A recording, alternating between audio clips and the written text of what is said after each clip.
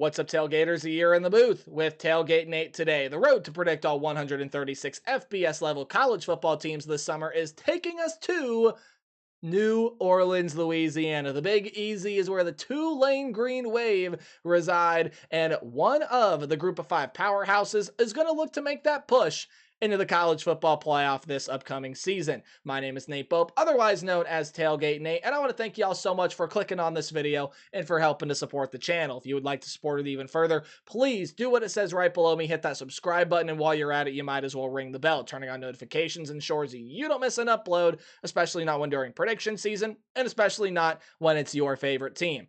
I do have a sports media degree on the wall, and I just started my new job in the professional industry. If you want to see all the cool stuff I get to do while still being up to date on what goes on this very YouTube channel, please give me a follow on Twitter or X, whatever you prefer to call the platform, and Instagram. It's at tailgatenate29. Even email me, tailgatenate29@gmail.com. I would like to also apologize for what is going on over here with Caden Samanza. I don't know what happened with the picture, so I do apologize for how grainy and pixely it is. But thank you for supporting and interacting with me or the channel, whatever way you do so. With all that said and done and out of the way, including the apology for this horrendously pixelated image, I do again apologize for that. Let's talk about the Tulane Green Wave football team and their head coach John Sumrall. 9-3 American Athletic Championship game appearance last year. Goal this year: win the thing, be the best group of five team, get into the college football playoff, and give yourself a shot to go compete for a national championship. How do we do preview predictions here on the channel? Well, we are going to go through a roster overview where the offense is going to be here to the left and the defense is going to be here to the right. At the end of the video, we are going to go through the Tulane Green Wave football schedule. I'll give it a game-by-game preview and prediction, and this video overall will tell you what I think about the Green Wave here in 2025. Before we do get started, though, right down below me, returning production numbers. They are according to ESPN, and they do factor in transfer portal additions up to a certain percentage, and then even the numbers right down below that, your recruiting and transfer portal ranks for the class of 2025 are according to 24/7 Sports. With all of that said and done and out of the way, bam, let's kick it on over here to the left side of the screen with your offensive coordinator, Joe Craddock, and the Tulane Green Wave offense for 2025. Darian Mensah, gone. He is now a Duke Blue Devil after trying to fill in the shoes of Michael Pratt last season, who was a really good quarterback during his few years with this Green Wave program. Darian Mensah was also really good. 2,723 yards, 22 touchdowns, and 6 interceptions. And then on the ground, not a guy that got outside of the pocket and ran a whole lot. Could extend plays if he had to, but only 132 yards and a touchdown last season with sack yardage included. You minus off 122 off of whatever total he had rushing, and bam, you spit out that total of 132. 132. So who's going to be taking the reins at the quarterback position this year? Well, for the most part, it is a portal built room. You are going to be losing a couple pieces through the transfer portal. Kai Horton is going to be transferring out, as well as TJ Finley did transfer in, but then he decided to transfer back out as well. So you won't have TJ Finley. So here is your quarterback room. You're going to have Brendan Sullivan from Iowa, formerly of Northwestern. You're going to have Donovan Leary from Illinois, formerly of NC State, and then you're going to have the guy who, again, had that horrendous picture on the front. I apologize for that. Again, I really do. Caden Samanza is a Ball State transfer who, I will admit, I was on record saying, especially last season, I just was unsure about him. He didn't show a lot of good things in 2023. Well, how opinions and how time can change things, because he showed a ton of good things in 2024 that I think are going to translate really well to this Green Wave offense. 2,904 yards, 25 touchdowns, and 10 interceptions on around 6.8 yards per attempt. That's not yards per completion. That is yards per attempt. He threw almost 430 passes last season on around 65% completion percentage. Is there room for growth? Yes, absolutely. He's not a guy that's going to get outside of the pocket and run, but is there a lot to work with here? And can Caden Samanza do really good things for this offense?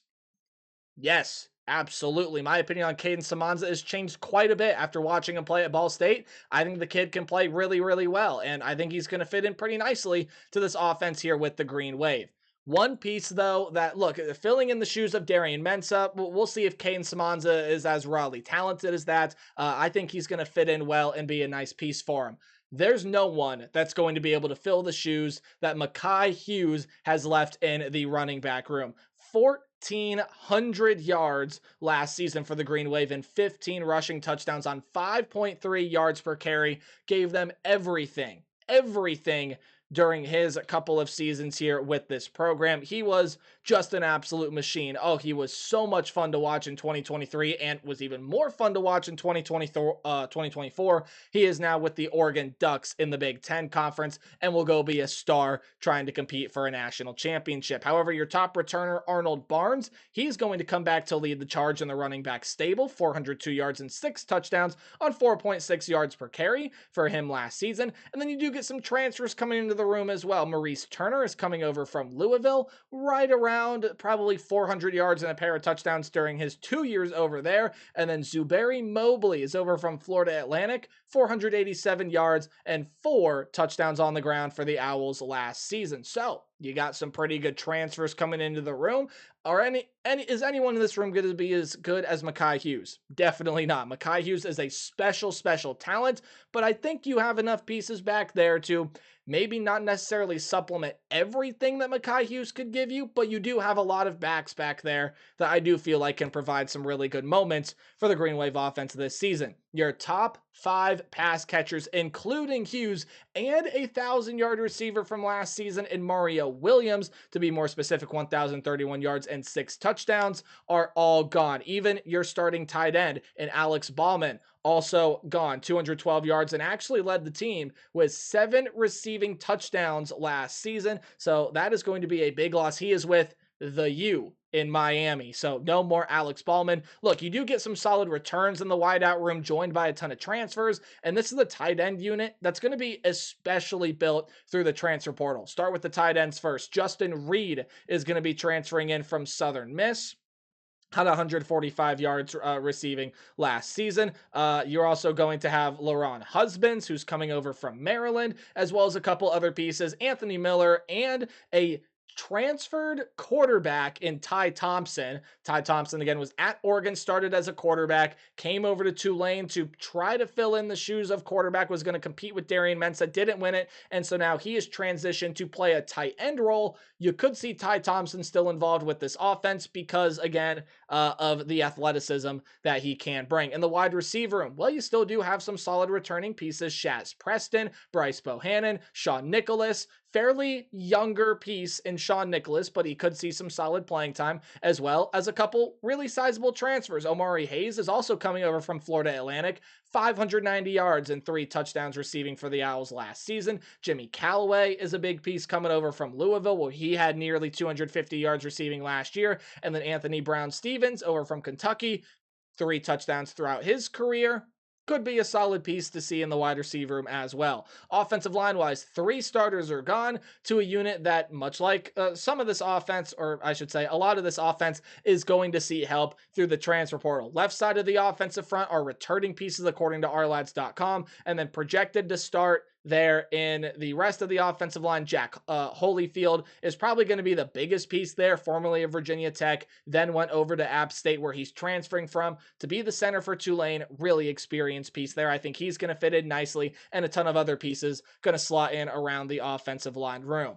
We'll get back to the offense. Let's talk about the defense and Greg Gasparato and what he's got cooking on the defensive side of the ball, and it shined last season. This is the Tulane Green Wave defense that has been impeccable over the last couple of seasons, and even though it loses a lot of talent, I think it's going to be able to recover nicely because it's very well coached, it's very disciplined, and this is a defense overall that is probably going to end up being one of the best in the group of 5 ranks. If not, could be one of the better units we see across the country. You are, again, losing some pretty big pieces, and that comes when your defensive front leader, Patrick Jenkins, is now playing professional football. Was the leader on the defensive front, was tied for the team lead in sacks with 4.5 sacks, 33 tackles for Patrick Jenkins last season. Now, that 4.5 sack number is a little bit misleading because, look, while some more pieces leave, there are some portal pieces that are pretty plentiful coming in here to this. And you do still have some solid returning pieces in here as well. Cameron Hamilton as a senior, Adonis Freelo as a redshirt senior. That's going to make up your defensive interior up on the front four. Santana Hopper and Mo Westmoreland. That's a pretty big name there. That's going to be playing the bandit position for you this year. Had 8 sacks with UTEP last year, and you go back to 2023, 7.5 sacks. Yeah, he's a guy that can definitely provide some pressure to opposing quarterbacks. A lot more transfers going to be coming in for some depth as well. Derek Shepard, Trayvon McAlpine, Ty Cooper, and some other names you can throw your hat or who they can throw their hat into the ring there as well. Leading tackler Tyler Grubbs is gone out of the linebacker room. A massive blow to this Tulane Green Wave defense. 67 tackles, 3 sacks, and had a pair of interceptions. Actually tied for the team lead in that category last season. All around, really stellar player. No longer with this team. He, I believe, has exhausted his collegiate eligibility. But Sam Howard, that's a massive return. Second leading tackler, had 63 tackles, 2.5 sacks. Did have an interception last season as well, and he's got a lot of young talent surrounding him. Dixon Agu is a redshirt sophomore that's projected to be thrown into the starting role this year at the spear position, sort of a combination linebacker defensive back. You do have Javion White, who is a true sophomore, and you do have some more upperclassmen like some juniors, and there's even another redshirt sophomore that's going to be sitting back there in the wings. If you wanted to include the bandit position, go ahead. Again, I've already said the name of Mo Westmoreland, and then we'll dive on in a little bit deeper to Ty Cooper, who's from Mississippi State, had a 30 tackle season last year, nearly 29 to be exact. So you still got some good pieces. Obviously, Sam Howard going to be that big focal point, experienced leader, but there is a lot of good younger talent surrounding him. The secondary is going to be one of the conference's better units. It's what it was last season, and your top 3 defensive backs from last season are all going to come back. All of them played big pieces for you last year. They're all going to come back this season. Transfers are in for help at the thin cornerback position, where you do lose some depth there to the portal, graduation, NFL, by any means. Secondary is going to be really, really good. Again, I've already mentioned Javion White. You can throw him in playing that spear position. But Bailey Despani, Jack Chainchow. Hopefully I said that last name correctly. And then here are your couple of transfers. I will butcher this name. He's an FCS transfer from UAlbany, and KC Nziomume. And then you also do have Isaiah Wadsworth, who's another FCS transfer coming over from Wofford. They're going to play the corner positions for you. But other than that, you look at this depth: Kevin Adams, Joshua Moore, Jaden Lewis, Jaheim Johnson, all of them sophomore level players, all of them that can play at a very high level. I think the secondary is pretty deep, and I think it's going to be one of the conference's better units. And because kickers are people too, we're going to tell you that there's going to be a new punter this year. However, the crowded kicking room from last season, you had 3 or 4 players to take field goals for this team last year. Patrick Durkin should emerge from that group as I believe the lone returner out of that unit. Bam, let's talk about offensively. Caden Samanza, big key. How does he fit into this offense? What can you do to lessen the blow of Makai Hughes? What can you do to find the pieces to replace what you lost in the wide receiver room? The offensive line, pretty solid unit last year. Can it keep its consistency with a ton of new pieces? Defensively, I don't really have many questions. I think they did very well in the portal. I already told you I think the secondary is going to be good. I think overall the defense is really talented. Offensively, how do a lot of the pieces fit in? How do you replace what you lost? That's the biggest question for me. Let's look at the Tulane Green Wave football schedule. Well, now we can go ahead and take a look at the Tulane Green Wave football schedule. Bam, it is right over here. But before we dive on into predicting that, right down below me are some odds courtesy of the good people over at FanDuel. No, it's not me telling you to go place your money. You do what you want with it, but it does provide some good context to how good the odds makers think Tulane's going to be this year. The odds are current as of recording this video, and as always, are subject to change. Of course, with Group of 5 teams, we don't look at their odds to win the national championship. We understand it's going to take a lot for Group of 5 teams to go win everything. So we look at their odds to make the college football playoff. For Tulane, it's going to be one of the better numbers you see in the G5 ranks, plus 880, and they are the betting favorite to win the American Athletic Conference at plus 310 with the win total at 8.5. Let's predict this schedule where in non-con play, you see 3 Power Four teams, one out of the Big Ten, one out of the ACC, and one out of the SEC. And then you even have to go on the road to play a team out of the Sun Belt Conference that I think is going to end up being pretty solid this season. We're going to break them all down. However, Northwestern, I think, is going to end up actually being a win for Tulane. And I know what you can say about the Power Four to the Group of Five level and the disparity of play. Northwestern, I think, is really going to struggle this year, and I think Tulane's going to be pretty darn good. Now, Northwestern could be able to get Tulane here, especially if some of the offensive pieces aren't connecting right away. If Caden Samanza is going to need some time in this system, he needs to find trust in his weapons, so on and so forth. But I probably would have a little bit more questions about the game if it wasn't in Yulman Stadium. If it was in Chicago, I'd probably have a fair bit more questions. It's not. It's at home for the Tulane Green Wave. It's in Yulman Stadium. I'll take the Green Wave in this one any day of the week. I think Northwestern's really going to struggle this season. Preston Stone coming in through the portal is a nice piece, but he's got to really improve from what we saw over with SMU last season and saw Kevin Jennings take over. South Alabama, do not sleep on this Jaguar team. I think they're going to be a pretty solid group now. Zach Pyron going to be transferring in to be that quarterback. He is formerly, again, of Georgia Tech, where he just sort of got ousted by Haynes King. And you still got a lot of good talent. Kentrell Bullock is a really good running back. The defense should be high flying. It brought in a ton of really good transfers, especially in that secondary position. Dallas Young, Anthony Brown, Javon Henderson are all really, really talented pieces. I'd watch out for South Alabama. I think they can be one of the better teams in the Sun Belt Conference, but I do think Tulane is better. I think especially that Tulane defense will rise to the occasion, be able to slow down what South Alabama has cooking offensively, and the Green Wave wash their tsunami over the Jaguars, and I think they start 2-0. And then I think that's where things are going to come to an end. But how about this for a storyline? Darian Mensah leaves Tulane to go play for a Power 4 program. He chooses Duke. Duke being on the schedule, and Darian Mensah has to go with his new team on the road to his old home stadium to play a game.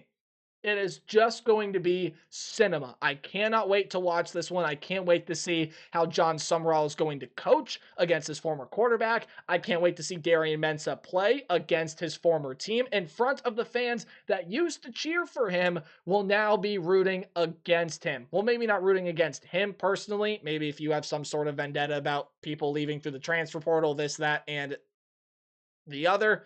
But you understand my point. I think it's going to be an absolutely phenomenal game, and I think Duke is a team to watch out for in the ACC this season. I think Tulane can give them a great run for their money. I do not think they are going to win the game. I think it will be Duke that walks away from this one victorious. Again, Darian Mensah, you saw what he did at Tulane. He can expand upon that at Duke. Jaquez Moore, bam, coming back. Peyton Jones, bam, coming back. 1-2 punch on the running back room that's going to be really hard to defend. Andrew Anthony, Cooper Barkate to pair with Quayshawn Brown and some of the other wide receiver pieces you got there. I like that a lot. This is the Duke defense. Got a lot of good pieces. I like a lot. And don't get me wrong here, folks. Tulane, they've gone toe-to-toe with Power 4 programs in the past. I'm even predicting they're going to beat one this year. And they could beat one as high quality as Duke. People are going to look at the end of the year, as people usually do, and laugh at the quality of the ACC. Duke is a good football team with a lot of good weapons. They are very well coached. I think Tulane takes it to them, but they fall just short. I think the Duke Blue Devils win that one. And then on the road against Ole Miss, I just don't think you're going to have much luck here. The defense that usually is so good, I think is going to have a tough time slowing down a lot of the pieces that Ole Miss has offensively, even though they lost a ton of production from last season, and they're having to replace a ton of their guys offensively, especially at the quarterback position. Well, you take a look at that quarterback position. I like Austin Simmons a lot, and you got some of the best offensive minds in the game. It doesn't matter if you put 11 sticks on the field. They're going to be scoring some touchdowns. Ole Miss is going to win that game against Tulane. However, again, if you want to pick that win against Duke, I can definitely see it. I think it's going to be a very close competitive game. But now after the 4-game non-conference swing, you dive on into conference play. You kick it off with Tulsa, and I mean, bam, that is just a win right there. Tulsa's not going to be a very good team this season. They might be one of the worst in the American, if not one of the worst teams across the country. Then you get your first bye week. Very good position for it, because this is one of the very rare occasions where I would consider this one a trap game at home. Do not sleep on East Carolina this season. That being said, I do think the Green Wave are going to win this game. But do not sleep on the Pirates this year, man. This is a Pirates team that could definitely take a jump forward. Lots of good production returning all around in the skill positions with Caden Hauser at quarterback coming back, who was really good for the Pirates last season. Defensively, you have a ton of experience, a ton of really good transfer portal pieces coming in. If you're going to try to pick anyone out of this American Athletic Conference to take a massive leap forward this season, I think East Carolina could be that team. And if you want to pick sleepers in group of five ranks, which I'm a nerd, so I do, East Carolina is my AAC sleeper. I think they're going to be a really dangerous group. I think Tulane's got to watch out, but the extra week of preparation will serve them well. I don't think they lose that one. I do think they win. I also don't think they lose against Army. If they had Bryson Daly, if they had Kanye Udo, it maybe might be a little bit of a different story, but I just don't think Army's offense is going to be as dynamic as it was last season, and that is what helped give Army the win over Tulane.